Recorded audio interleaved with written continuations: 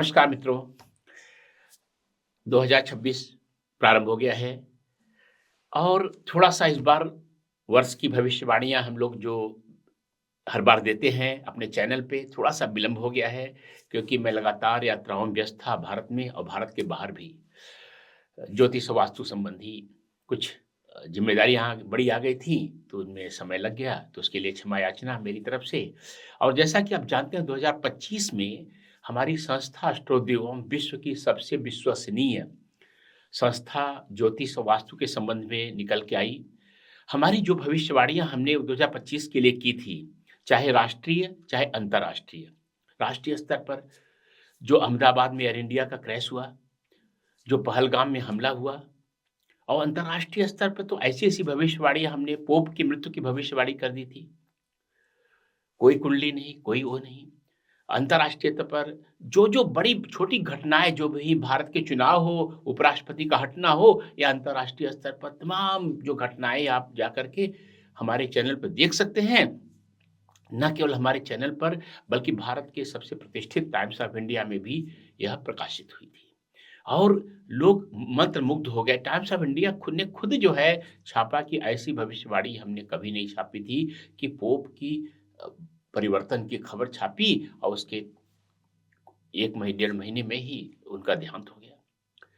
यह ज्योतिष की वैज्ञानिकता हम लोग बार-बार इसको सिद्ध करते रहते हैं और आम जनता से निवेदन करते रहते हैं कि जब भी आपको ज्योतिष के संबंधी कोई जिज्ञासा हो, तो ऐसे व्यक्ति के पास जाइए जो उसके पास ज्योतिष का जिसने अध्ययन किया हो, ज्योतिष की डिग्री हो।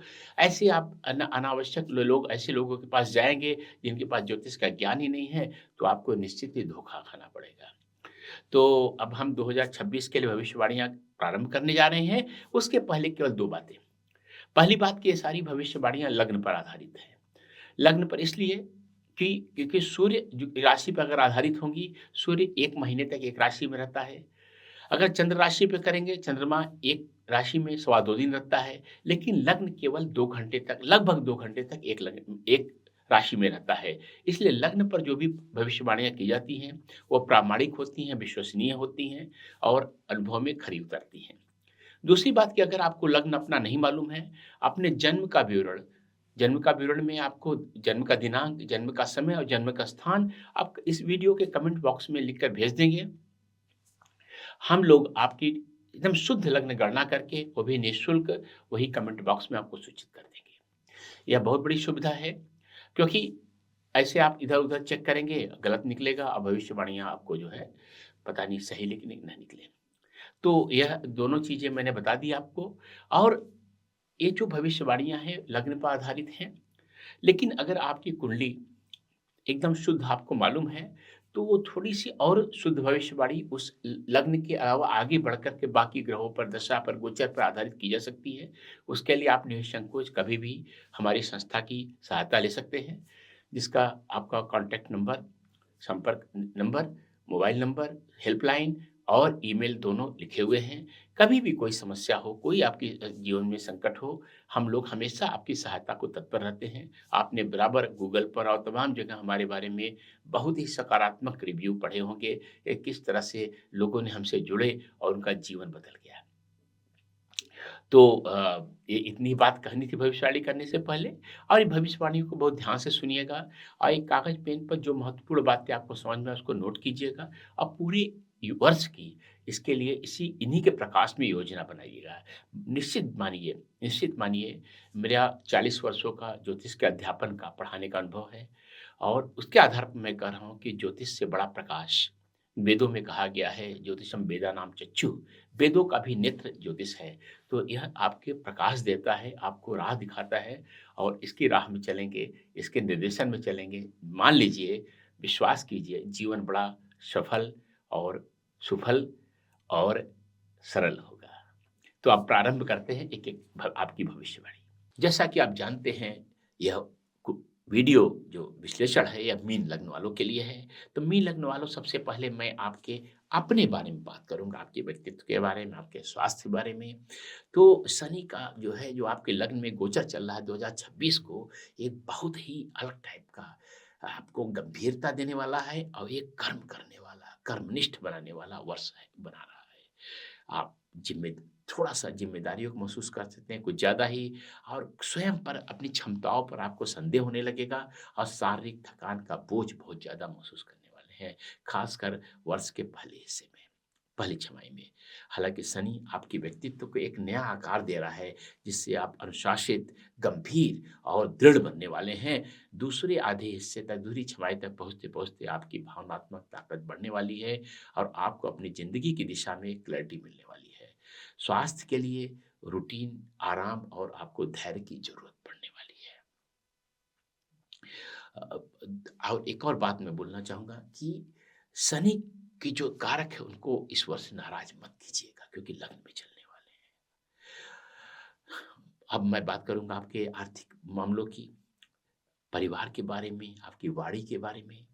तो वित्तीय मामले इस वक़्त थोड़ा धीमे चलेंगे, लेकिन स्थिर रहेंगे। शनि आपको सावधानी से धन का प्रबंधन और परिवार में ज़िम्मेदारी से पेश आना सिखा रहा है।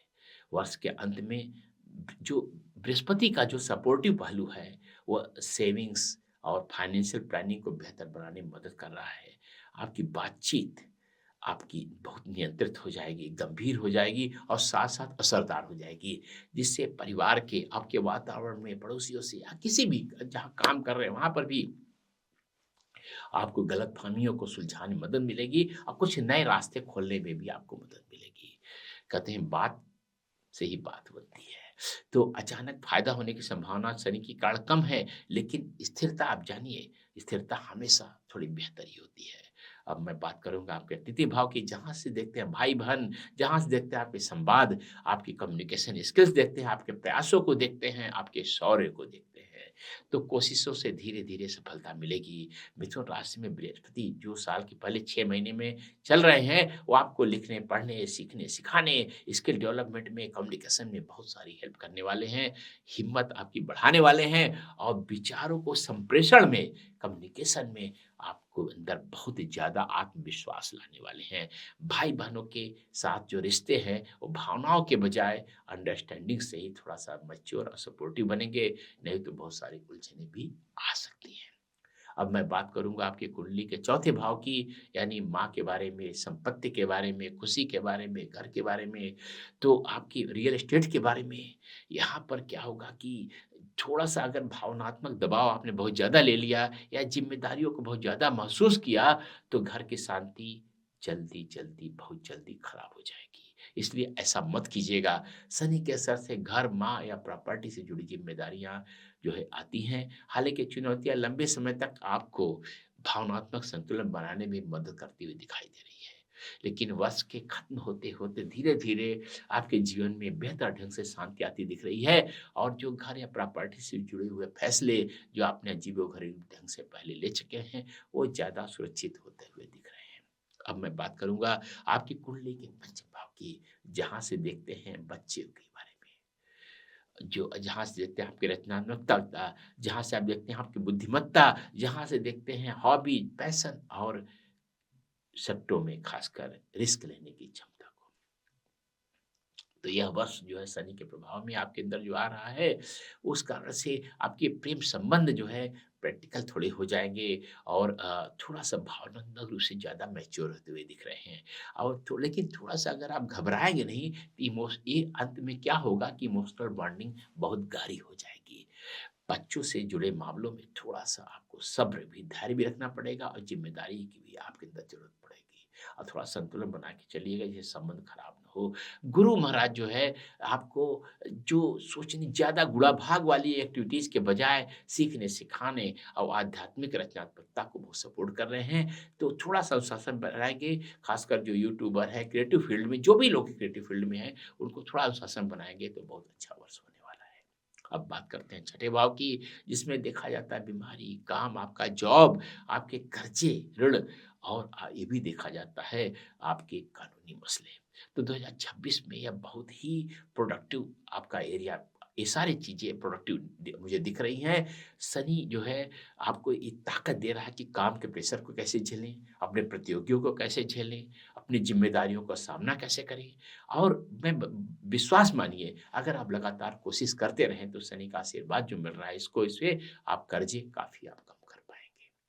रूटीन थोड़ा सही रखिएगा, अनुशासन में रहिएगा। अब भावनात्मक संतुलन बना के चलिएगा, इससे हेल्थ भी सीख होगी। अगर ऐसा नहीं करेंगे तो हेल्थ में बहुत ज़्यादा उलझने में आता हुआ दिख रहा हूँ। लेकिन एक बात जान लीजिए, अपनी दिनचर्या की, लाइफ़स्टाइल की आदतों को ठीक करने के लिए बहुत अच्छा वर्ष है, बहुत अच्छा वर्ष है, बहुत प्रॉमिसिंग वर्ष है। अब मैं बात करूँगा आपके वैवाहिक जीवन की, हर तरह की पार्टनरशिप, वैवाहिक वाला भी और व्यवसाय वाला भी, और इन जनरल सामान्य रूप से आपके व्यवसाय के बारे में। तो इस वर्ष आपको रिश्तों में सब्र, बहुत धैर्य और संतुलन की ज़रूरत होगी। वहाँ शनि लग्न में बैठे हुए आपके सप्तम भाव को बहुत ही गलत ढंग से देख रहे हैं, लेकिन बृहस्पति आपके सहयोग और समझ को बढ़ावा देने वाला है, खासकर वर्ष के मध्य के बाद। वैवाहिक लोगों पर ज़िम्मेदारी का बोझ बहुत ज़्यादा महसूस होगा, लेकिन ईमानदारी से अगर बातचीत करते रहेंगे, ईमानदारी रखे रहेंगे, तो शायद एक अच्छी स्थिति में पहुँच जाएँ। अगर उम्मीदें आप रियलिस्टिक रखेंगे, यथार्थपरक रखेंगे और थोड़ा-सा ये ध्यान दीजिएगा कि कुछ बात आए तो तुरंत बातचीत करके ख़त्म कीजिए मसले को, तो बिज़नेस पार्टनरशिप से आपको फ़ायदा होगा। नहीं तो शक और शुबहा की गुंजाइश बहुत ज़्यादा बढ़ेगी, ख़ासकर आप पर। अब मैं बात करूँगा अष्टम भाव की, जहाँ देखते हैं विघ्न, बाधाएँ, अचानक सरप्राइज़ एलिमेंट्स और चेंजेज़। तो वर्ष का जो दूसरी छमाही है वो गहरे जो है भावनात्मक और मनोवैज्ञानिक बदलाव लाने वाली होगी। कर्क राशि में बृहस्पति जो है आपको बहुत सारी नई शुरुआत करने में मदद करने वाले हैं। ये सारी शुरुआत अचानक होंगी।